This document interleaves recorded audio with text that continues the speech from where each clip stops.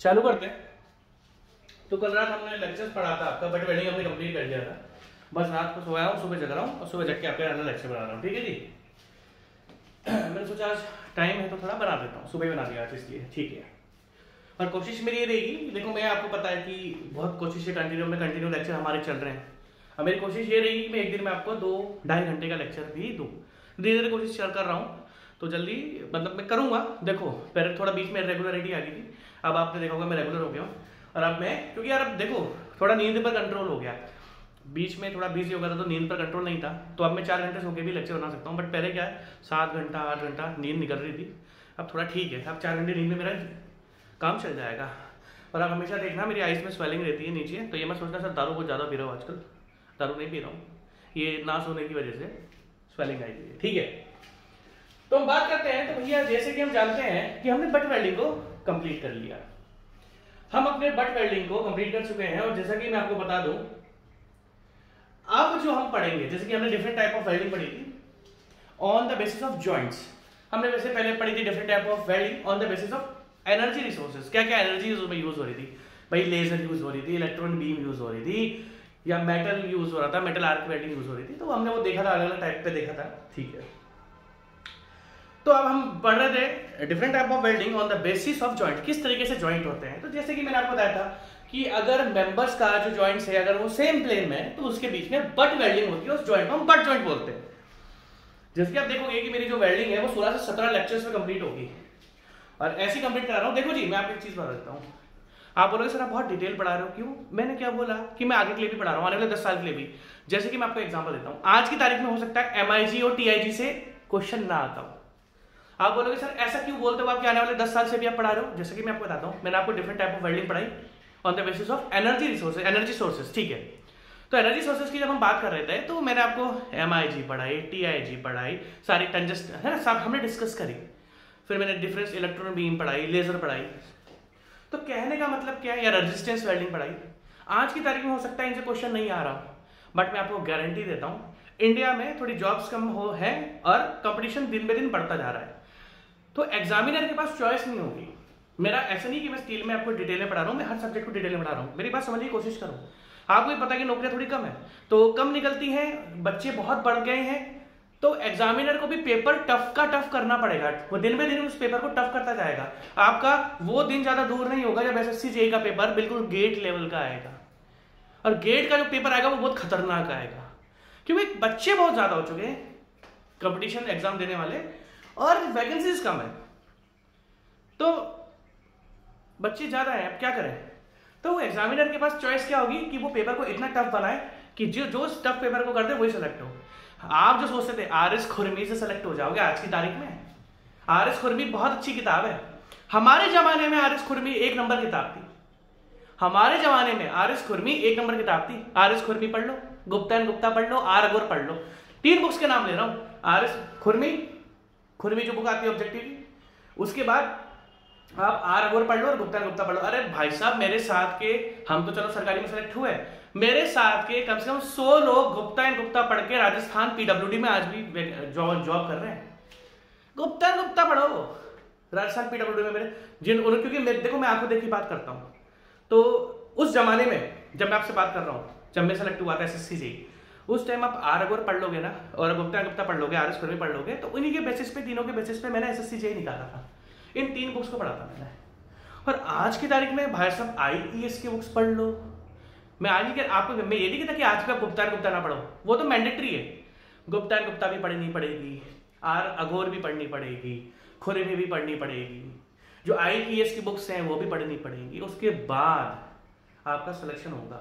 और आप बोलोगे कि सर आप जो क्वेश्चन करा रहे हो, फिर क्या आपके क्वेश्चन कराने के बाद भी हमें करना है? नहीं, मैं बोलूंगा मेरे पास जो मैं आपको क्वेश्चन करा रहा हूँ वो उन बुक्स से भी ज्यादा है। जितने क्वेश्चंस उन बुक्स में है उससे भी ज्यादा क्वेश्चंस मैं आपको कराता हूं, तो वो बुक्स पढ़ने की आपको जरूरत 1% भी नहीं है। तो बच्चा ये बोलेगा कि सर आप तो बहुत डिटेल पढ़ाते हो, आप वेल्डिंग में 16-17 लेक्चर पढ़ाते हो, तो मैं बोल रहा हूँ भैया मैं तो 10 साल से पढ़ा रहा हूँ। आज आपके इलेक्ट्रॉन बीम पे क्वेश्चन नहीं आ रहा, आज आपके लेजर के ऊपर क्वेश्चन नहीं आ रहा, स्लॉट वेल्ड के ऊपर, स्लॉट एंड प्लग वेल्ड के ऊपर क्वेश्चन नहीं आ रहा, कल को जरूर आएगा। और मेरे को ये आदत नहीं है कि आज इस महीने 20 लेक्चर में स्टील कंप्लीट करा दूं, आने वाले 3 महीने में फिर 20 लेक्चर में स्टील कंप्लीट। मैं एक ही बार स्टील पढ़ाऊंगा और वो इस तरीके से पढ़ाऊंगा कि आने वाले 10 साल आपके कवर होंगे। ठीक है भाई, तो इसलिए मेरे को डिटेल पढ़ाना है। प्लस डिटेल पढ़ाने का मेरा दूसरा फंडा क्या है यार, मैं चाहता हूँ आपको साइट पर जब जाओगे सरकारी बनके तो आपको साइट की नॉलेज होनी चाहिए। यार हम क्या करते हैं, वेल्डिंग पूरा टॉपिक पढ़ लेते हैं और हम ये नहीं देखते कि डिफरेंट टाइप ऑफ वेल्डिंग क्या होती है, तो उस चीज़ को पढ़ने का फायदा नहीं है। आज की तारीख में आपको सारी डिफरेंट टाइप्स ऑफ वेल्डिंग पता है, तो आपको बहुत कुछ पता है। बच्चा क्या करता है, बुक्स में देखता है वेल्डिंग, हाँ भैया वेल्डिंग, बुक्स में पता है बुक्स में क्या होता है, डायरेक्ट वेल्डिंग की एक सिंपल सी डेफिनेशन है और उस सिंपल सी डेफिनेशन के बाद बस बट वेल्डिंग और फिलेट वेल्डिंग चालू, ये होता है बुक्स में। ये तो मुझे नहीं पता क्या, मुझे पता है ना, मेरे पास भी तो बुक्स हैं। आपके पास जितनी बुक्स है ना उससे 10 गुना ज़्यादा बुक्स मेरे पास पड़ी हुई आज की तारीख में भी। बुक्स में भी देखता हूँ कि यार बुक्स ने क्या कवर करा हुआ है, जो बुक्स का अच्छा टॉपिक होता है मैं लेता हूँ, जो बुक्स में छूटता है मैं आपको वो भी पढ़ाता हूँ।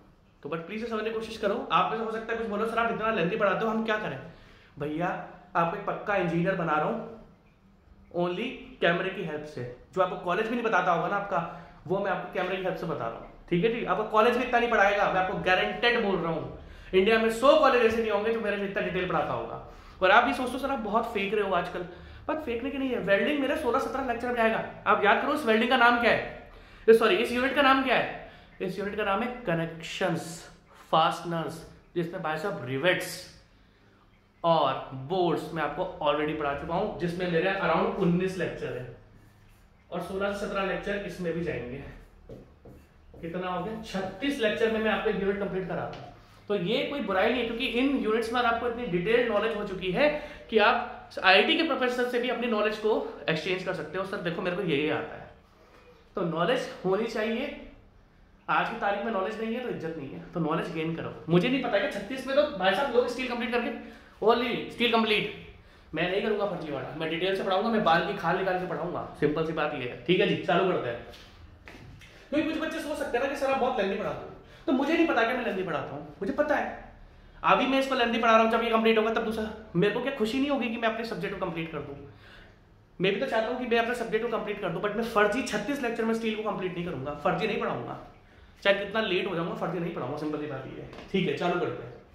हाँ इतना पढ़ाया है कि खुला बोलता हूँ, एक यूनिट 36 लेक्चर में पढ़ाई है मैंने, ऐसी पढ़ाई है कि दबाकर नॉलेज है, किसी से भी जाकर अपनी नॉलेज डिस्कस कर लेना।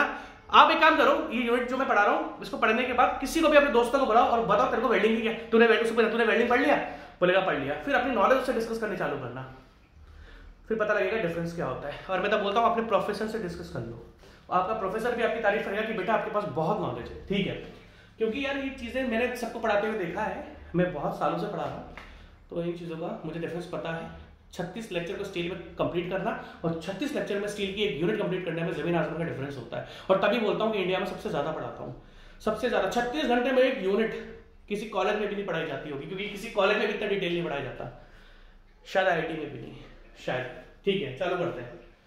हो मेरे को कंफर्म नहीं है, आप अपने आईटी फ्रेंड से डिस्कस करना, जो आईटी की तारीख में आईटी पास आउट है, जो आईटी के बंदे प्रिपरेशन कर रहे हैं, उनसे पूछना तेरे कॉलेज में वेल्डिंग इस तरीके से, बात वेल्डिंग की नहीं है, मेरे किसी भी सब्जेक्ट की किसी भी यूनिट को उठा लो, एट प्रेजेंट हम वेल्डिंग पढ़ रहे हैं और आपके साथ तो तैयारी कर रहा है, तो बोला तेरे कॉलेज में इतनी वेल्डिंग पढ़ाई है, बोलेगा नहीं पढ़ाई, ठीक है। चालू करते हैं। और मेरा प्लीज इसको ओवर कॉन्फिडेंस में समझना, मैं मेहनत करता हूँ पढ़ाने में, मुझे क्रिटिसिज्म भी झेलना पड़ता है कि सर आपका सब्जेक्ट कंप्लीट नहीं हो रहा। मैं बोलूँगा जब मैं पढ़ाता इतना डिटेल तो मुझे टाइम लगता है पढ़ाने में, जब मेरे को पढ़ाने में टाइम लग रहा है तो सब्जेक्ट तभी तो फिर तो सब्जेक्ट लेट ही कंप्लीट होगा ना, ठीक है। चालू करते हैं। तो डिफरेंट टाइप ऑफ वेल्डिंग पढ़ रहे थे on the basis of joints. जब हमने देखा जब मेंबर्स सेम प्लेन में है, वैसे मैंने कितनी देर आपको टाइम वेस्ट कर दिया रहा हूँ, ओ भैया 8 मिनट कर दिया, ठीक है। जब हम डिस्कस कर रहे थे on the basis of joint, तो जब मेंबर्स अपने सेम प्लेन में हैं, मेंबर्स अपने सेम प्लेन में हैं, तो हमारा जो मेंबर्स का जॉइंट होता है वो होता है butt joint. Generally butt joint के बीच में कौन सी वेल्डिंग आती है, बट वेल्डिंग आती है, जो कि मैंने आपको डिफरेंट टाइप्स ऑफ जॉइंट पढ़ाया, फिर डिफरेंट टाइप ऑफ वेल्डिंग पढ़ाई, फिर हम दोनों ने joint welded connection, jointed welded connection, मतलब मैंने बाद में दोनों को मिक्स भी करा था, ठीक है जी। अब आप ध्यान से देखना। तो अगर हम फिलेट वेल्ड की बात करते हैं, तो फिलेट वेल्ड जो जनरली आती है वो टी जॉइंट में, लेफ्ट जॉइंट में और कॉर्नर जॉइंट में आती है। अगर हम फिलेट वेल्ड की बात करते हैं, लाइक मैं आपको बता देता हूं, अगर हम फिलेट वेल्डिंग की बात करते हैं तो किसमें आती है, टी जॉइंट में। अब ये टी जॉइंट क्या होता है मैं आपको पहले ही दिन मतलब लेक्चर में बता चुका हूं।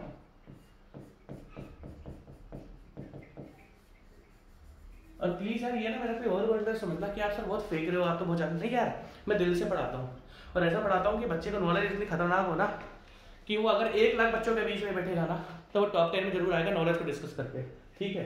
तो फिर इसलिए आप ये भी सोचा सर आप बहुत ओवर कॉन्फिडेंट हो, ओवर कॉन्फिडेंस नहीं है, मेरे को एक्चुअली क्रिटिसिज्म झेलना पड़ता है कि सर आपका सब्जेक्ट बहुत लेट कंप्लीट होता है। अरे जब एक यूनिट 36 घंटों में पढ़ाऊंगा जितना में लोग स्टील कंप्लीट करा देते हैं, तो मेरे को तो थोड़ा टाइम लगेगा ना सब्जेक्ट कंप्लीट कराने में, ठीक है।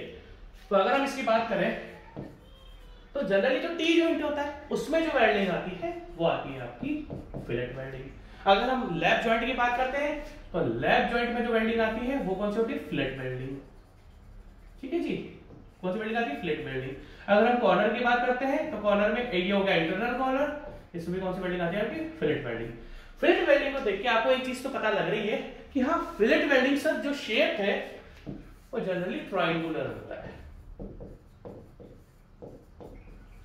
फिलेट वेल्डिंग का जो शेप होता है वो जनरली ट्रायंगुलर होता है। हर बार नहीं बोलूंगा ट्रायंगुलर होता है क्योंकि कॉन्वेक्स भी होता है, कॉनकेव भी होता है, बट आपको देखने को ट्रायंगुलर मिलती है। हाँ ट्रायंगल जैसी इसकी शेप होती है। और आप जान के ये शॉक्ड हो जाओगे कि इंडिया में या किसी भी जगह पे स्ट्रक्चर्स में जो 80% वेल्डिंग होती है ना वो फिलेट वेल्डिंग होती है। इंडिया के जो 80% स्ट्रक्चर्स है और उसमें अगर वेल्डिंग हो रही है, 80% की बात कर रहा हूं, दैट मीन्स किसी भी कंट्री के स्ट्रक्चर्स में अगर वो स्टील स्ट्रक्चर्स हैं और उसमें अगर मैं बात करूं बट वेल्डिंग की और फिलेट वेल्डिंग की, तो फिलेट वेल्डिंग जीतती है, फिलेट वेल्डिंग जीतती है। और सबसे ज्यादा जो अगर हम बात करते हैं जो वेल्डिंग होती है वो आपकी फिलेट वेल्डिंग ही होती है। इसके फायदे नुकसान आपको बाद में बताऊंगा। पहले हम बट वेल्ड तो पढ़ चुके हैं, फिर हम फिलेट वेल्ड पढ़ रहे हैं और इन दोनों के कंपैरिजन में आपको बताऊंगा। बट हाँ ये बता देता हूं मैं आपको, जनरली जो आपको सबसे ज्यादा वेल्डिंग देखने को मिलती है वो आपके फिलेट वेल्डिंग होती है। और fillet welding generally triangular shape में होती है, ठीक है। अगर हम बात करें तो जनरली फिलेट वेल्ड किन किन जॉइंट्स के बीच में आई, टी जॉइंट के बीच में आई, लैप जॉइंट के बीच में आई, कॉर्नर जॉइंट के बीच में आई। इन तीनों के बीच में जो वेल्डिंग आती है जैसे कि हमने उसमें पढ़ा था है ना, डबल वी, जब डबल वी होगा तो आपका बट वेल्डिंग आती है, ठीक है। तो हम जॉइंट्स को पढ़ाने का फायदा ये होता है, आपको याद है मैंने जॉइंट्स पर बहुत ध्यान दिया था। ये जॉइंट एक्चुअली ये जॉइंट कोई पढ़ाता ही नहीं है और डायरेक्ट अगर क्वेश्चन में आता है तो बच्चों को जब यही पता चले तो जॉइंट्स क्या होगा, हमने जॉइंट्स और वेल्डिंग में बहुत डिफरेंस पढ़ा है, तो इसलिए मैंने आपको जॉइंट्स पढ़ाए थे क्योंकि ये देखो हर जगह जॉइंट्स आते हैं भाई साहब, ठीक है जी, ध्यान रखना। और ये तीनों के तीनों में आपको पढ़ा चुका हूं, ये तो क्लोज कॉर्नर है, ओपन कॉर्नर में आपको सब कुछ पढ़ा चुका हूं, ठीक है। अब अगर हम बात करें तो यहाँ पर जो जॉइंट है मेंबर्स के बीच में, this is parent metal number 1, this is parent metal number 2।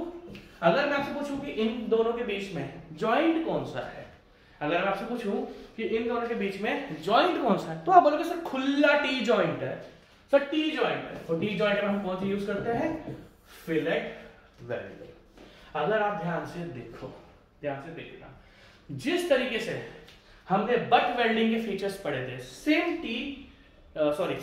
Fillet welding के भी फीचर्स होते हैं। हमने बट और डिक्टो सेम टू सेम होते हैं। अगर हम बात करते हैं इनकी सेम टू सेम फीचर्स हैं, डिफरेंस क्या है वो मैं आपको आगे बताऊंगा। जैसे कि मैं बात करूं, हमने बट वेल्डिंग के जब हम फीचर्स पढ़ रहे थे तो हमने सबसे पहले क्या पढ़ा था, parent metal. This is parent metal, this is also parent metal. Parent metal number 1, parent metal number 2, that means जिनको हम जॉइन कर रहे हैं, इसको हम बेस मेटल भी बोलते हैं, वर्क पीस भी बोलते हैं। पेरेंट मेटल हो गया है ना, या फिर बेस मेटल हो गया, बेस पीस हो गया, वर्क पीस हो गया, जिनको हम ज्वाइन कर रहे हैं उनको हम पेरेंट मेटल बोलते हैं। जो कि वेल्ड होता है उसको हम क्या बोलते हैं, वेल्ड मेटल। ये सब मैं आपको सेम टू सेम डेफिनेशंस हैं, तो मैं इसमें एक्सप्लेन नहीं करूंगा, वो तो टाइम वेस्ट होता है। ये हम सब डिस्कस कर चुके हैं। पेरेंट मेटल की डेफिनेशन मैं आपको लिखा चुका हूं, वेल्ड मेटल की डेफिनेशन मैं आपको लिखा चुका हूं, ठीक है। उसके बाद ये जो ऊपर वाला क्वेश्चन है वो क्या आपका वेल्ड फेज, और जो इनके बीच की लाइन है फ्यूजन लाइन है। ये देखो ये अंदर जा रही है, जो दैट मींस ये वाली, ध्यान से देखना, देखो दो बाउंड्री है, आप ध्यान से देखना। अगर मैं आपको दिखाऊं, देखो मैं आपको जल्दीबाजी में नहीं पढ़ाऊंगा, थोड़ा थोड़ा हल्का धीरे, थोड़ा धीरे पढ़ाऊंगा। पेरेंट मेटल तो आप जानते ही हो, वेल्ड मेटल भी आप जानते ही हो। अब ध्यान से देखना, यहां पर दो बाउंड्रीज हैं। अगर आपको मैं दिखाऊं, देखो एक बाउंड्री तो ये वाली है, ये और ये वाली है, और एक बाउंड्री आपकी ये वाली है। आप देख सकते हो दो टाइप की बाउंड्रीज है। एक बाउंड्री आपकी ये वाली है, और सॉरी मैंने ब्लू से कर देता हूं, एक बाउंड्री आपकी ये वाली है और एक बाउंड्री आपकी ये वाली है। तो इन बाउंड्री में मैंने आपको पिछली बार डिफरेंस बताया था। जो ऊपर वाली बाउंड्री है इसमें वेल्ड फेस और पेरेंट मेटल की जो बाउंड्री है क्या बोलते हैं, वेल्डिंग टो, वेल्डिंग टो, जो कि हमने पहली बार भी डिस्कस करा था। सेम टू सेम है, डेफिनेशंस लिखाने की कोई जरूरत नहीं, सारा का सारा कॉन्सेप्ट आपको पता है। सेम है, बिल्कुल सेम डेफिनेशन है। हल्का सा उस दिन मैंने आपको बताया था, जो ऊपर वाली बाउंड्री होती है, जो वेल्ड फेस, बिल्कुल वेल्ड फेस की जो बाउंड्री है उसको हम बोलते हैं वेल्ड टो, और जो वेल्ड फेस के अंदर की बाउंड्री पेरेंट मेटल के साथ उसको हम क्या बोलते हैं, फ्यूजन लाइन। देखो कहीं फ्यूजन लाइन लिखा है, दैट मींस फ्यूजन लाइन आपकी ब्लू वाली, मैं लिख देता हूं यहां पर, आप चाहो तो बना लेना, ये ब्लू वाली है, इसको काट दो यहां से क्योंकि ये कंफ्यूजन वाला क्रिएट कर रहा है। वेल्डिंग टो तो उसने बिल्कुल सही बनाया है, बट इसमें फ्यूजन लाइन गलत बनाई हुई है, फ्यूजन लाइन, ठीक है। उसके बाद हमने बोला था क्या डिस्कस करा था, उसके बाद हमने डिस्कस करा था भैया जो पास वेल्डिंग वेल्ड, जहां पर मेटल वेल्ड होता है और डिपॉजिट होता है, जो रिटेन होता है, भाई वेल्डिंग इलेक्ट्रोड जो होती हैं, इलेक्ट्रोड में से मेटल आपका मेल्ट होगा, और मेल्ट होने के बाद एक जगह पर डिपॉजिट हो जाएगा, तो डिपॉजिट के पास वाला सेक्शन जिसमें गर्माहट तो आती है, एटम्स और मॉलिक्यूल्स इधर उधर भागते भी है, बट वो मेल्ट नहीं होता, इस वाले पोर्शन को हम बोलते हैं हीट अफेक्टेड जोन। और दोनों साइड का हीट अफेक्टेड जोन और वेल्ड मेटल को टोटल क्या बोलते हैं, वेल्ड जोन। पहले डिस्कस कर चुका हूं, तो रिपीट करने की जरूरत मुझको नहीं है, पहले डिस्कस कर चुका हूं, तो रिपीट करने की जरूरत मुझको 1% भी नहीं है, ठीक है भाई। अब ध्यान से देखना आप, तो अगर हम बात करते हैं इसकी, तो ये हो गया आपका वेल्टो, ये हो गया फ्यूजन लाइन, और यहाँ ये वाला पोर्शन जो गर्म तो होता है बट मेल्ट नहीं होता है, इसको क्या बोलते हैं, हीट अफेक्टेड जोन। और अगर मैं यहां से लेके यहां तक बिल्कुल टोटल ऐड कर दूं, जिसमें heat affected zone, weld metal और हीट अफेक्टेड जोन, इन तीनों को अगर मैं ऐड कर दूं तो मेरा निकल के आता है वेल्ड जोन। अब क्या है, हमने बोला था जैसे आपका जिस तरीके से बट वेल्डिंग होती है, बट वेल्डिंग में क्या होता है, जो प्लेट की थिकनेस थी उसके ऊपर भी थोड़ा सा हम मेटल मेल्ट करते हैं, ताकि अंदर मान लो जैसे 2 प्लेट्स की बट वेल्डिंग में हमने क्या करते हैं, पहले तो इसके अंदर वेल्डिंग इन दोनों के अंदर करते हैं, फिर थोड़ा सा वेल्डिंग हम इसके 1 से 3 mm तक वेल्डिंग थोड़ी बाहर भी निकालते हैं, ताकि ये जो अंदर वाला पोर्शन है अच्छे से कवर हो जाए, छूटे नहीं कहीं पर भी। और उसके बाद हम इन दोनों एक्सेस पोर्शन को निकाल देते हैं, फ्लश आउट कर देते हैं, और इस एक्सेस पोर्शन को हम बोलते हैं रीइंफोर्समेंट। ये जो एक्सेस पोर्शन होता है, जो प्लेट की थिकनेस से बाहर निकला हुआ होता है, जो प्लेट की थिकनेस से बाहर निकला हुआ होता है, इसको हम बोलते हैं रीइंफोर्समेंट, जो कि बाद में आप इसको तोड़ सकते हो, निकाल सकते हो, ताकि मेटल जिस जगह आपको वेल्डिंग करनी थी वहां पर अच्छे से मटेरियल फिल हो जाए। ये थोड़ा सा ऊपर निकला हुआ था तो आप इसको फ्लश आउट कर सकते हो, ठीक है जी। तो ज्यादा से ज्यादा 1 से 3 mm की तरफ निकला देता है, ठीक है। तो हमारा पेरेंट मेटल डिस्कस हो गया, हमारा एक्सेस वेल्ड मेटल डिस्कस हो गया, हमारा वेल्ड जोन डिस्कस हो गया, हमारा टो डिस्कस हो गया, हमारा वेल्ड फेस डिस्कस हो गया, पेरेंट मेटल HZ, और जो नीचे वाला पोर्शन है ये वेल्ड रूट, जो बिल्कुल ऐसा कोने वाला पोर्शन होता है, इसको हम क्या बोलते हैं, वेल्ड रूट। तो आप एक काम करो, आप इस फिगर को बनाओ। सबसे पहले ये फिगर आपके लिए बनाना जरूरी है, लिखना कुछ नहीं है, क्योंकि अगर ये फिगर आप नहीं बनाओगे तो आगे आपको कंफ्यूजन हो जाएगा। आप बस फिगर बना के इस पे जो भी पैरामीटर्स मैंने लिखे हुए हैं उन सब पैरामीटर्स को लिख लो, ठीक है। अब आप धीरे धीरे आगे देखना। तो जॉइंट्स हमने डिस्कस कर लिए कि किन किन जॉइंट्स के बीच में, टी जॉइंट हो गया, लैप जॉइंट हो गया, या आपका कॉर्नर जॉइंट हो गया, तो इनमें हम लोग क्या डिस्कस, कौन सी वेल्डिंग यूज करते हैं, हम अपना फिलेट वेल्डिंग यूज कर सकते हैं, ठीक है। अब अगर मैं फिलेट वेल्डिंग की बात करूं तो ये 3 शेप में होती है, फर्स्ट, सेकंड एंड थर्ड। अगर हम बात करते हैं फिलेट वेल्डिंग की तो जनरली आपको इसकी 3 शेप मिलेगी। फर्स्ट, जिसमें आप देख सकते हो बिल्कुल स्ट्रेट ट्रायंगल है, सेकंड कॉनकेव, जिसमें देखो ये अंदर की साइड है, और थर्ड कॉन्वेक्स, जिसमें ये आपकी बाहर की साइड है। पहली बात तो कहीं पर भी ये डिफरेंस नहीं लिखा होता कि इन तीनों वेल्डिंग का डिफरेंस क्या है। मैंने कुछ बुक्स देखी, उन बुक्स में इन 3 डिफरेंट टाइप की मैंने कुछ बुक्स देखी, उन बुक्स में इन तीनों डिफरेंट टाइप की जो वेल्डिंग होती है फिलेट, वो तो देके रखी है, बट उन्होंने ये नहीं देके रखा कि बच्चे को आप एक डिफरेंस तो बताओ, इन तीनों में डिफरेंस क्या है। हर जगह लिखा रहता है कि भैया एक स्ट्रेट ट्रायंगल होता है, एक कॉनकेव होता है, एक कॉन्वेक्स होता है, ये तो लिखा है, बट ये नहीं बताते कि भैया किस जगह ये यूज होती है, वो मैं आपको बताऊंगा। सबसे पहली बात मैं इन तीनों के आपको नाम बताता हूं। देखो सबसे पहले की जो स्पेलिंग है MITRE, आप इसको क्या प्रोनाउंस करोगे, MITRE, क्योंकि इसका प्रोनाउंसिएशन मैंने बहुत लोगों से गलत सुना है, इसका प्रोनाउंसिएशन मैंने बहुत लोगों से गलत सुना है। कुछ लोग इसको मिड्रे बोलते हैं, MITRE मिड्रे, कुछ लोग इसको मिटर बोलते हैं। ना ये मिट्रे होता है ना ये मीटर होता है। जिस तरीके से सिगरेट को जलाने के लिए चाहिए लाइटर, उसी तरीके से हमारे वेल्डिंग में होता है माइटर। ये माइटर है, MITRE माइटर। क्या डालोगे, याद करोगे, जिस तरीके से सिगरेट को जलाने के लिए चाहिए लाइटर, उसी तरीके से हमारे वेल्डिंग में होता है माइटर। ठीक है जी, तो ये मित्र भी नहीं है, ये मीटर भी नहीं है, ये है माइटर। ठीक है, तो अगर आप ध्यान से देखोगे तो जो वेल्डिंग है आपकी फिलेट वेल्डिंग वो जनरली 3 शेप में होती है। फर्स्ट इज माइटर, जिसमें स्ट्रेट एक राइट एंगल ट्रायंगल आपको देखने को मिलेगा। आपको मेरे ख्याल से दिख भी रहा होगा, मुझे दिखाने की जरूरत नहीं है। आप देखोगे, एक सेकंड, आप देखोगे यहाँ पे बिल्कुल राइट एंगल ट्रायंगल है, तो राइट एंगल ट्रायंगल माइटर। सेकंड अगर आप देखोगे तो यहां पर है तो राइट एंगल ट्रायंगल, बट इसकी जो परपेंडिकुलर होता है उसकी शेप थोड़ी कॉनकेव, आप देख सकते हो। एंड थर्ड आप देखोगे तो यहां पर भी राइट एंगल ट्रायंगल जैसा ही है, बट इसका जो परपेंडिकुलर है वो आपका कॉन्वेक्स है।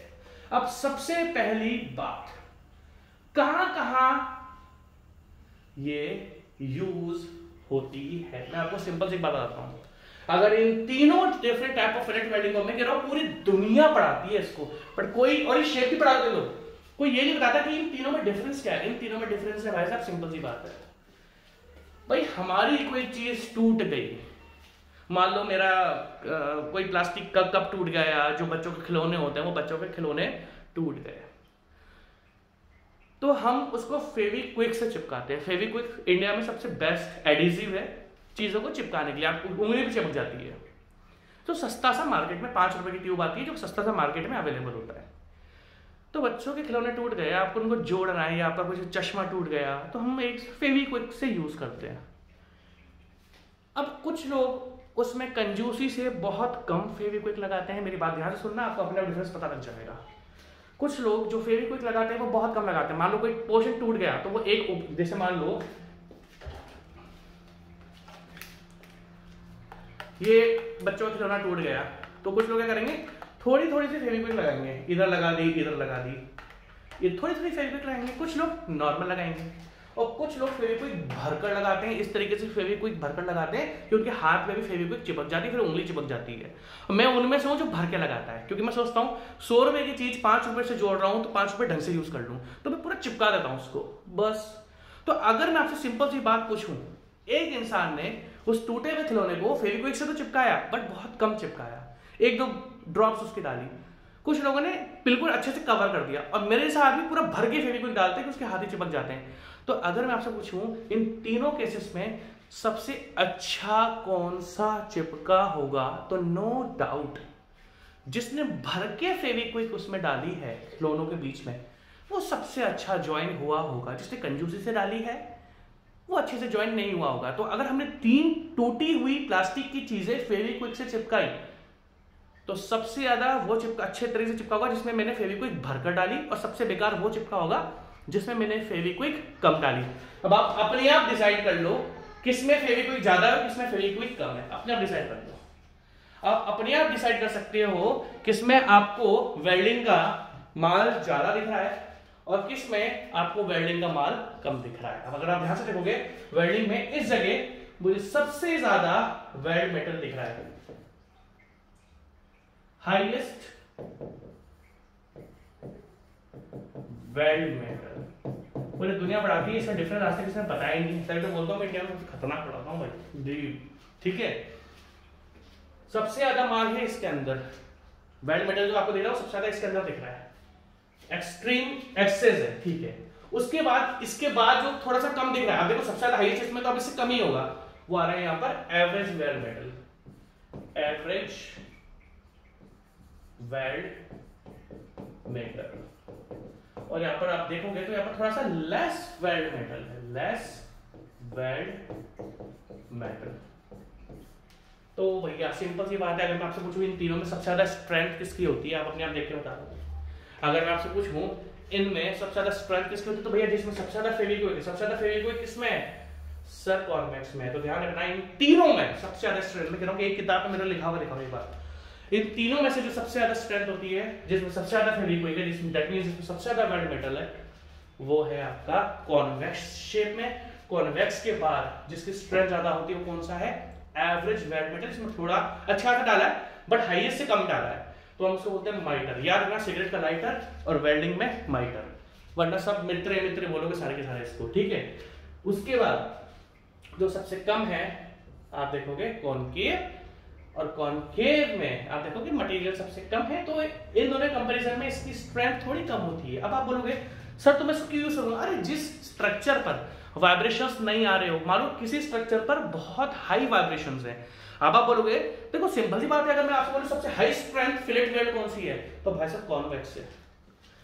ये ध्यान रखिए आपको चीजें, अगर आप चीजें ध्यान नहीं रखोगे तो पढ़ने में मजा नहीं आएगा, पढ़ने में मजा नहीं आएगा तो फिर मतलब ही नहीं बनता किसी चीजों का, ठीक है जी। तो अगर हम बात करें तो there are 3 different types of fillet weld, miter, concave and convex.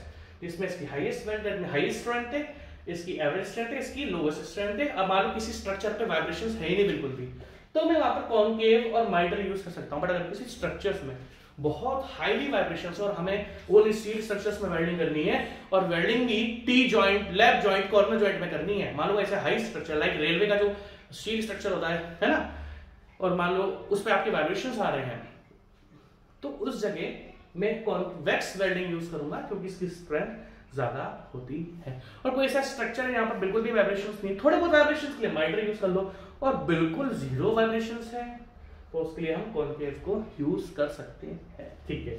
अब ये देखो, अब आप क्या हेडिंग डालोगे, आपने ये तो बना लिया होगा, सॉरी सबसे पहली बात मैं आपको लिखने का बता देता हूँ, आपने सबसे पहले फिगर ये तो बना ली होगी टी जॉइंट की, ठीक है भाई। टी जॉइंट अगर आप चाहो तो मैं इसको थोड़ा क्लियर भी कर देता हूँ, आपको बात बोलोगे सर आपने गंदा कर दिया, ये लो आप इसको क्लियर ले लो, आप सबसे पहले इसको क्लियर ले लो, ठीक है जी। ये आपने क्लियर ले लिया, फिर आप बोलोगे सर आपने कचरा पट्टी करके दिया था हमको, ठीक है। अब ये अलग लो, अब आपको क्या लिखना है मैं आपको बता देता हूं। सबसे पहले आप फिलेट वेल्डिंग की डेफिनेशन लिखोगे, ठीक है। क्या? Fillet welded joints such as T, lap and corner joints are the most common connection in welded fabrication. In total, they probably account for around 80% of all joints made by arc welding. बोला था मैंने 80% cover होता है। तो ये fillet welding की आप introduction इस तरीके से लिखोगे। जनरली फिलेट वेल्डिंग आप क्या लिखोगे, अब देखो उसके बाद आप लिखोगे डिफरेंट टाइप्स ऑफ, आप लिखना इस लाइन के बाद लिखना different types of fillet weld. या फिर आप एक और काम कर सकते हो, आपको अगर ये तो बनाने की जरूरत नहीं है, T joint, left joint, quarter joint, ये तो आपको पता ही है, मैंने आपको बता दिया। आप चाहो तो इस फिगर के बाद इस इंट्रोडक्शन को लिखने के बाद ये बना सकते हो, और इसको बनाने के बाद आप लिखोगे different types of fillet weld, और different types of fillet weld में आप लिखो इसको। तो आप चाहो तो पहले मैं हट जाता हूं, आप इस डेफिनेशन को लिख लो, जो इंट्रोडक्शन, डेफिनेशन तो नहीं है, इंट्रोडक्शन है, उस इंट्रोडक्शन को लिख सकते हो, और उसके बाद आप चाहो तो इन जॉइंट्स को बना लो जिस तरीके से मैं बना रहा हूं, जिस तरीके से मैंने बनाया है बना दो आप, कोई प्रॉब्लम नहीं है, ठीक है। और उसके बाद एक्चुअली ये तो इसमें ये वाली वेल्डिंग करो, ये मैंने गलत कर दी है, ये वाली वेल्डिंग आएगी इसमें, ओपन में इस तरीके से आती है, ये गलत है, ये वाली आती है इसमें, ये वाली बनाओ, ठीक है, इसको काट दो। और उसके बाद आप देखो different types of fillet weld, ये सबसे ज्यादा इंपॉर्टेंट टॉपिक है जो बुक्स में आपको देखने को मिलता तो है, बट थोड़ा उसमें ढंग से देखकर नहीं रखा होता है, ठीक है। अब अगर हम आगे की बात डिस्कस करें तो ये different types of fillet weld आपको पढ़ के मिल गया, ठीक है। अब सबसे मेन है, अगर आपने बट वेल्डिंग के फीचर्स नहीं पढ़े, जैसे हमने फीचर्स पढ़ लिए, हमारे 2 फीचर्स और आते हैं इसमें जो कि डिफाइन करेगा बट वेल्डिंग के साइज को। Now for defining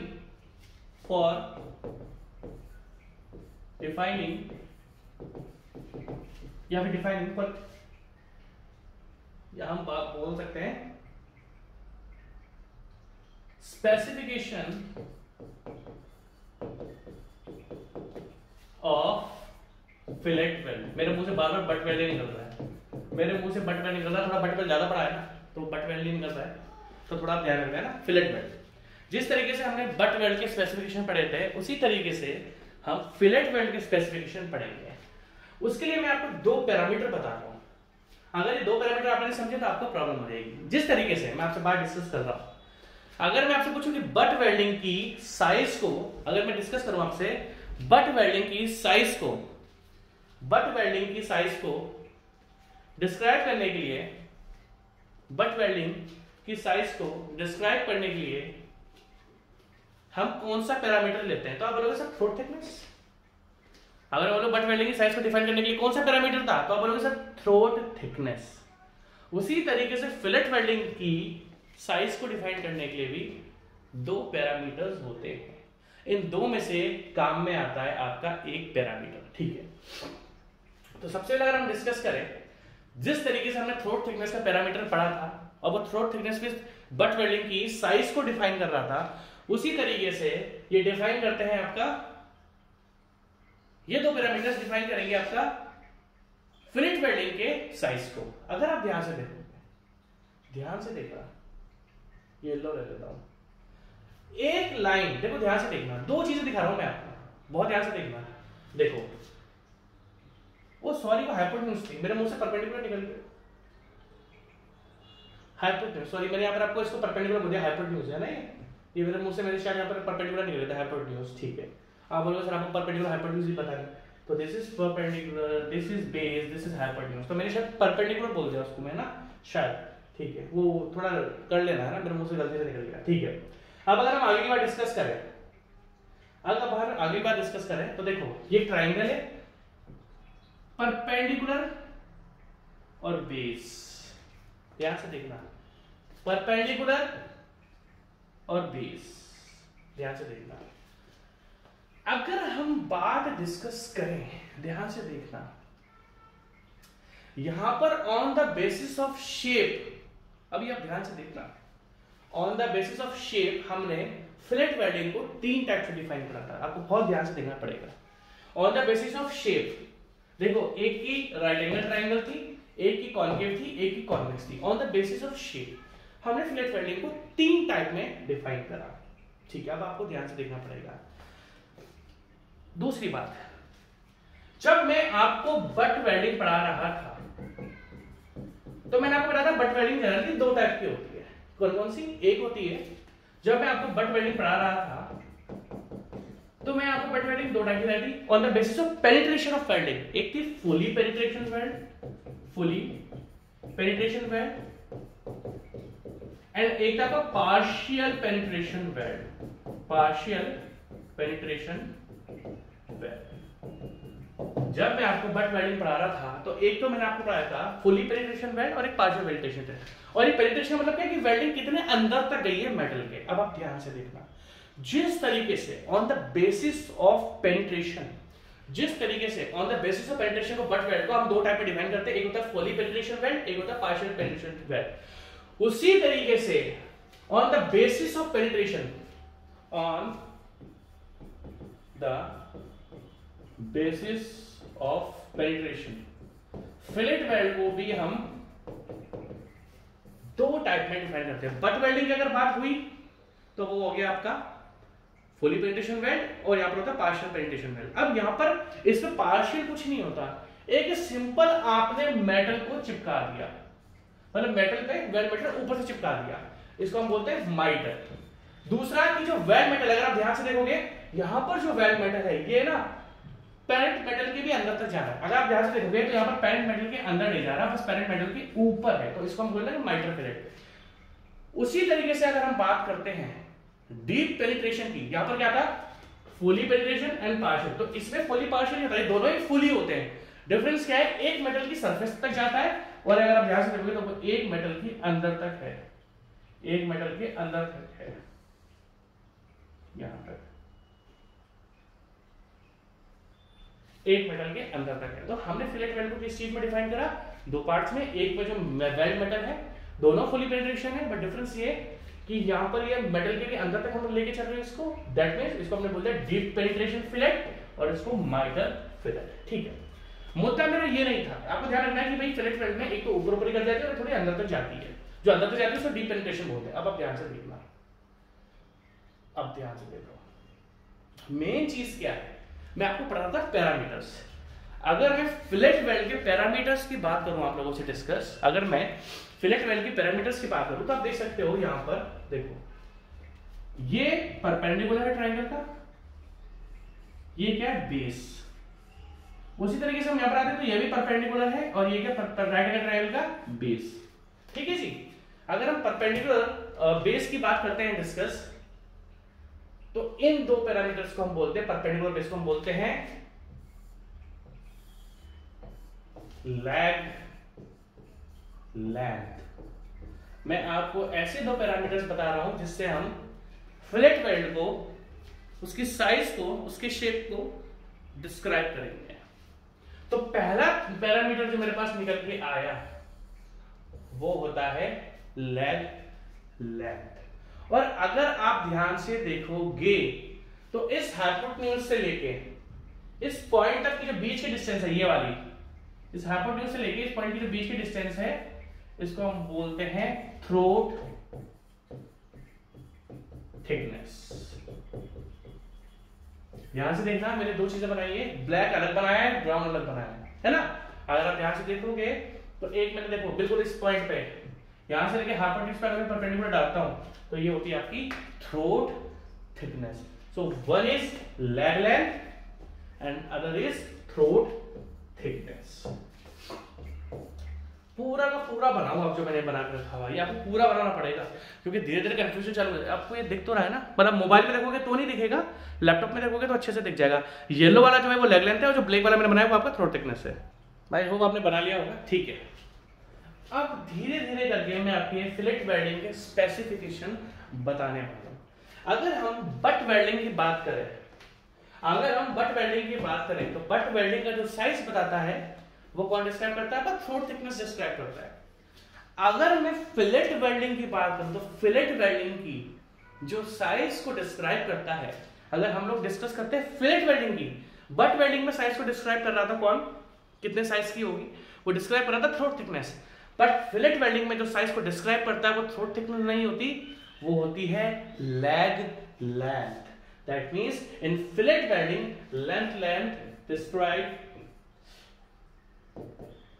size of fillet weld, describe size of fillet weld। यहाँ पर थ्रोट थिकनेस डिस्क्राइब नहीं करती, पर थ्रोट थिकनेस तो हमारी एरिया कैलकुलेट करने में यूज में आ जाएगी, बट जो साइज को स्पेसिफाई करता है वो यहाँ पर लैग लेंथ होती है।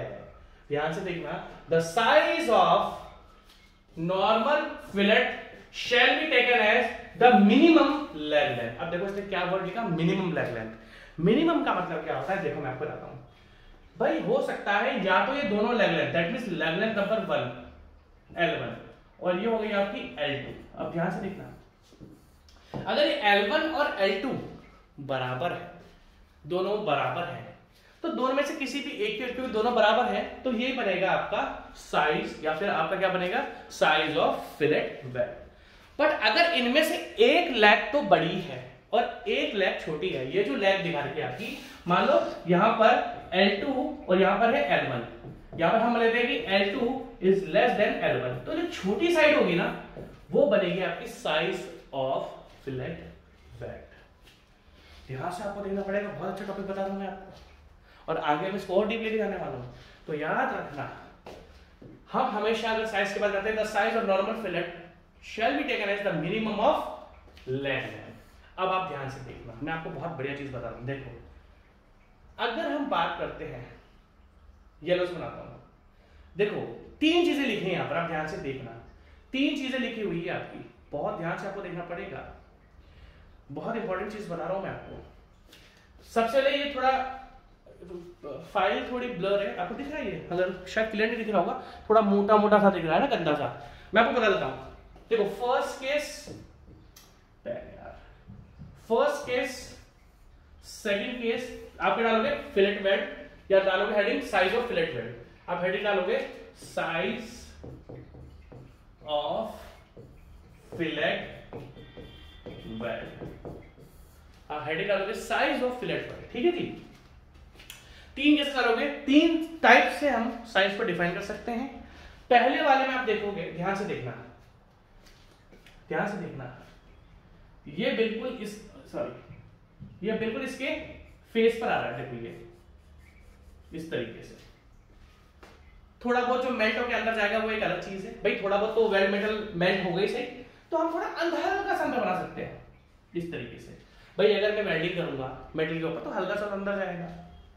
अब आप ध्यान से देखना, यहां पर क्या लिखा हुआ है, फर्स्ट केस में fillet of equal lag length, fillets of equal leg length, यहां लिखा हुआ है fillets of equal leg. That कहने का मतलब क्या है, यहां पर ये जो L1 लेंथ है, हम मेजर कर लिया, और L1 और यहां पर जो L2 है, ये दोनों यहां पर क्या है, इक्वल है। L1 is equal to L2, तो इनमें से दोनों इक्वल है, तो यही आपकी क्या लिखा हुआ है, देखो यहां से लेके यहाँ तक की साइज इक्वल है, यहां से लेके यहाँ तक साइज इक्वल है, तो दोनों में से एक कोई भी एक ले लो, क्योंकि दोनों इक्वल ही है, तो वो बनेगा आपका साइज ऑफ फिलेट वेल्ड। और मैंने आपको साइज बता दिया, कल मैंने आपको बताया था साइज से शेप निकालेंगे, शेप से एरिया निकालेंगे, एरिया से स्ट्रेस निकालेंगे, स्ट्रेस से स्ट्रेंथ निकालेंगे। तो मुझे अभी एक्सप्लेन करने की जरूरत नहीं है कि क्यों मुझे इसकी साइज चाहिए, क्योंकि मैं आपको, क्योंकि हर बुक में लिखा हुआ साइज, अरे भैया ये तो बता साइज क्यों चाहिए। बहुत गड़बड़ है स्टील की बुक्स, बहुत ज्यादा स्टील की बुक्स में बहुत गड़बड़ है, हर जगह लिख दिया इफेक्टिव थ्रॉट थिकनेस। अरे क्यों चाहिए इफेक्टिव थ्रॉट थिकनेस, और आप रटते चल रहे हो, आप खुला रटते हुए चल रहे हो, नहीं पढ़ रहे आप, जो किताबों में लिखा है वही। भैया देखो, हर कभी ना कभी एक आदमी तो ऐसा होता है जो दुनिया से अलग जाता है। जैसे हम मानते हैं अपने, हमारे जो इंडिया है, हमारे प्राइम मिनिस्टर है, जो प्राइम मिनिस्टर है वो दुनिया से अलग जाकर ही तो प्राइम मिनिस्टर बने हैं। छोटे छोटे नेता भी होते हैं, वो सोचते हैं हम वही फॉलो करेंगे जो सब नेता फॉलो करते हैं। अरे भैया अगर आपको आगे बढ़ना है तो दुनिया से आपको अलग जाना पड़ेगा। मुकेश अंबानी है, दुनिया से अलग गया है वो, तभी तो इतना अमीर आदमी है। तो दुनिया से एमिनम है, मेरा जो फेवरेट रैपर है वो एमिनम है, एमिनम दुनिया से अलग गया तभी तो आज वो एमिनम है। गूगल पे सर्च करना, यूट्यूब पे एमिनम कौन है, आपको 90% लोग एमिनम को जानते होंगे।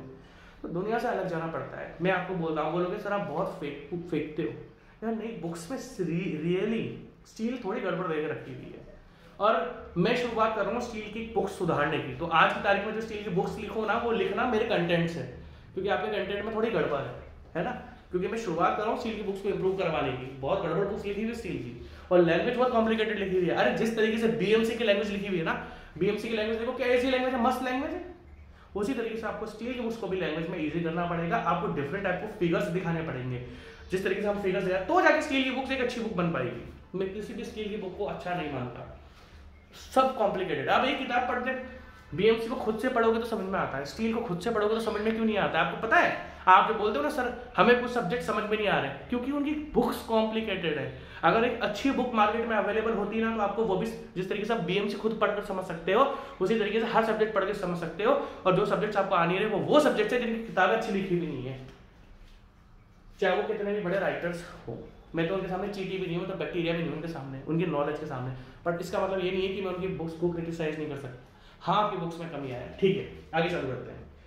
तो अगर हम यहाँ पर बात करते हैं तो ये लेग वन तो यहाँ पर इक्वल है, तो इसी को हम साइज की तरह लेंगे। आप ध्यान से देखो, ध्यान से देखना। अब क्या है, इस जगह ये लेंथ तो ज्यादा है L2 और ये लेंथ कम है, ठीक है जी। अगर आप देख सकते हो यहां पर जो आपकी L2 है वो बड़ी है, और आप L1 को देख सकते हो वो छोटा है। तो जो छोटा है वो आपका साइज बनेगा। अब आप ध्यान से देखना, इससे पहले मैंने आपको क्या पढ़ाया था, माइटर एंड डीप पेनिट्रेशन। अब आप ध्यान से देखना, बहुत इंपॉर्टेंट है ये, बहुत ही ज्यादा इंपॉर्टेंट है ये, ठीक है। क्योंकि अगर आपने देखो डीप पेनिट्रेशन में क्या होता है, ध्यान से देखना। देखो ये वेल्डिंग यहां पर, सॉरी मैं पेन ले लेता हूं, ध्यान से देखना है। सबसे पहली बात हमारे आईएस कोड ने बोला है कि अगर आप जो पेरेंट मेटल है, देखो पेरेंट मेटल तो यहां पर भी मेल्ट हुआ है, पेरेंट मेटल तो यहां पर भी मेल्ट हुआ है, बट जो वेल्डिंग है वो मेटल में गई तो है, मेटल थोड़ा बहुत पिघला तो है, बट यहां पर मेटल बहुत ज्यादा पिघला है। अगर आप देख सकते हो तो वेल्डिंग आपकी यहां तक आ रही है, इस जगह तक, ये देखो एक सेकंड, यहां तक वेल्डिंग आ रही है। दैट मींस इसने पेरेंट मेटल को बहुत ज्यादा मेल्ट करा है, और उसके अंदर तक अगर आप देख सकते हो ना, देखो यहां पर तो पेरेंट मेटल ज्यादा मेल्ट हुआ है, यहां पर भी पेरेंट मेटल ज्यादा हुआ नहीं, बट इस केस में आपका पेरेंट मेटल बहुत अंदर तक गया है। अब आप ध्यान से देखो, अगर आप इस जगह देखते हो तो आपका पेरेंट मेटल यहां पर बहुत ज्यादा अंदर तक गया है। तो बात आती है कि अगर मैं डीप पेनिट्रेशन की बात करता हूं, अगर मैं डीप पेनिट्रेशन फिलेट वेल्ड की बात करता हूं, अगर मैं डीप पेनिट्रेशन फिलेट वेल्ड की बात करता हूं, तो सर इसकी साइज कैसे लेंगे? जब इक्वल था सर जब इक्वल था तो आपने बोल दिया कि चलो ठीक है दोनों में से कोई भी एक ले लो क्योंकि दोनों सेम है। जब आपका अनइक्वल लेग लेंथ है तो अनइक्वल में छोटी ले लेंगे, the size of normal fillet shall be taken as minimum leg length. But sir जब डीप पेनिट्रेशन की बात होती है तो इसमें कैसे लेंगे? सिंपल सा फंडा है, सबसे पहले तो आपको क्या करना है, छोटी लेग लेंथ लेनी है और उसके बाद 2.4 mm को ऐड कर देना है। कहने का मतलब क्या है, मिनिमम 2.4 mm को जब हम डीप पेनिट्रेशन करते हैं तो हमें मानते हैं कि अंदर तक ये कम से कम 2.4 mm तक तो जाए। जब हम डीप पेनिट्रेशन 2.4 mm से भी ज्यादा हो सकता है, बट जो मिनिमम डीप पेनिट्रेशन किसको बोलते हैं, जिसमें पेरेंट मेटल के अंदर तक जो वेल्डिंग हुई वो मिनिमम 2.4 mm होनी चाहिए। तो अगर मैं बात करता हूं डिस्कस, जब डीप पेनिट्रेशन की बात है और सर मुझे साइज को स्पेसिफाई करना है तो साइज होता है वही लेग लेंथ, जो लेग लेंथ है वो तो है ही सही, प्लस आप इसमें 2.4 mm को ऐड करो और ये 2.4 mm मिनिमम होता है, इससे ज्यादा भी आप कर सकते हो, इससे ज्यादा भी आप कर सकते हो। दैट मींस हम डीप पेनिट्रेशन उसको ही बोलते हैं जब वेल्डिंग अंदर कम से कम 2.4 mm तक गई हो। तो सबसे पहली बात हमने 3 केसेस यहां पे डिस्कस करें। अब देखते हैं इन्होंने क्या लिखा हुआ है, देखो इधर, इसको मैं मिटा देता हूं सेकंड, इसको मिटा देते हैं क्योंकि ये आपके अभी लिखा नहीं काम आएगा। अब देखो इसमें क्या लिखा है, the size of normal shall be taken as the minimum leg length, जो मिनिमम वो ले लेंगे for deep penetration, for deep penetration weld where the depth of penetration beyond the root के भी आगे निकली हुई है, is 2.4 mm। तो हम डीप पेनिट्रेशन किसको लेंगे, जो रूट आप जानते ही हो, जो कोना होता है ये, इसके आगे अगर आपकी 2.4 mm से ज्यादा निकली हुई है, the size of fillet should be taken as minimum leg length। leg length क्या होती है, जो हमेशा मिनिमम होती है। leg length क्या होती है भाई, हमने क्या बोला, जो leg length होगी, हम जब साइज की बात करते हैं तो साइज हमेशा मिनिमम लेग लेंथ, तो यहां पर क्या करेंगे हम मिनिमम लेग लेंथ लेंगे और प्लस जो रूट के आगे का वेल्डिंग है, रूट का तो बिल्कुल जो कोने का पॉइंट होता है, दिखाऊं क्या, ये देखो दिस इज रूट, ये रहा रूट बिल्कुल कोने का पॉइंट। अब अगर इससे भी आगे वेल्डिंग आपकी निकली हुई है और वो कम से कम 2.4 mm है, 2.4 mm से ज्यादा भी हो सकती है, तो उसको डीप पेनिट्रेशन बोलेंगे। और इस केस में जो हम साइज ऑफ फिलेट वेल्ड लेंगे वो साइज ऑफ फिलेट वेल्ड होगी minimum leg length plus 2.4 mm। ये आप इस तरीके से लिख लो, पूरा का पूरा लिखो, A to Z लिखो, हेडिंग डालो, साइज ऑफ फिलेट वेल्ड, तीनों केसेस बनाओ और तीनों केसेस बना के जैसे जैसे मैंने लिखा हुआ है तीनों का तीनों आप लिखो, एग्जैक्टली छाप देना डिक्टो सेम टू सेम, ठीक है। अब देखना ध्यान से, देख लिया होगा आपने इसको। जब हम बात करते हैं या फिर इसको शाम को पढ़ाओ, चलो आज के लिए अभी इतना ही काफी है, क्योंकि आपको ज्यादा पढ़ा जाए तो आपको थोड़ा प्रॉब्लम हो जाएगी, क्योंकि थोड़ा फ्लैट वेल्डिंग को मैं जल्दी पढ़ा दूंगा तो, या फिर देखो मुझे फ्लैट वेल्डिंग को पढ़ाने में कोई इश्यू नहीं है, ये आगे भी पढ़ा सकता हूँ मैं आपको, बट फिर सारी चीजें एक साथ हो जाएंगी, सारी चीजें एक साथ हो जाएंगी, है ना, तो फिर उसमें आपको मजा नहीं आएगा। अब एक काम करो, आप मेरे को एक ऑप्शन दे दो, मुझे जैसे ट्रांसपोर्टेशन की ज्योमेट्रिक डिजाइन यूनिट चालू करानी है, तो आप मुझे एक चीज बता देना कि ज्योमेट्रिक डिजाइन जो मुझे पढ़ाना है वो मुझे इस वेल्डिंग को कंप्लीट करके पढ़ाना है। अब ये आपका डिसीजन है, या कल परसों से ही ज्योमेट्रिक डिजाइन ट्रांसपोर्टेशन की चालू कर दूं, या आपको ही बनाना है मुझको, क्योंकि ट्रांसपोर्टेशन का मेरे को ज्योमेट्रिक डिजाइन पढ़ाना है, तो आप ये खुद बता सकते हो कि मुझे क्या पढ़ाना है, तो आप बता देना, उस अकॉर्डिंग मैं आपको चालू कर दूंगा। या तो आप बोलोगे वेल्डिंग को एक काम करो कंप्लीट ही कर दो, और वेल्डिंग को मैं आपको एक पर्सनल सजेशन दूं, मुझे वेल्डिंग, मैं आपको एक पर्सनल सजेशन सिंपल देता हूँ, मुझे वेल्डिंग थोड़ा कंप्लीट कराने दो। और क्योंकि बच्चे बोलते हैं सर ट्रांसपोर्टेशन कब चालू कराओगे, तो मैं बच्चों की भी रेस्पेक्ट रखना चाहता हूँ, मैं आपको एक पर्सनल सजेशन देता हूँ कि आप लोग अपना वेल्डिंग कंप्लीट कर लो। यार वेल्डिंग बहुत टिपिकल यूनिट है, ट्रांसपोर्टेशन के चक्कर में मत पढ़ो, वो तो मैं पढ़ाऊंगा ही सही आपको। और आप ट्रांसपोर्टेशन की टफनेस को, स्टील की टफनेस या हार्डनेस को, हार्डनेस टफनेस, मैं स्वाम का टीचर हूँ ना, मेरे को टफनेस हार्डनेस अलग अलग आ जाती है, बहुत हार्ड सब्जेक्ट है, टफ सब्जेक्ट है, और आपका ये इतना हार्ड, मतलब वो इजी है और ये बहुत ज़्यादा हार्ड है, तो इसकी ये यूनिट कंप्लीट कराने दो, क्योंकि हमारी यूनिट पेंडिंग थी, तो इसलिए मैंने चालू करा, क्योंकि मेरा प्रॉमिस है आपसे कि जो भी पेंडिंग होगा मैं आपको पूरा पूरा पढ़ाऊंगा। तो आप तो ये अच्छा है, इसको कंप्लीट करके हम आगे का ट्रांसपोर्टेशन चालू, ये मेरा पर्सनल सजेशन है। बाकी जैसा आप लोग बोलोगे, मुझे कोई प्रॉब्लम नहीं है। आप बोलोगे सर ट्रांसपोर्टेशन कल से चालू करा दो, मैं आपको ट्रांसपोर्टेशन कल से चालू करा दूंगा। Take care, bye bye.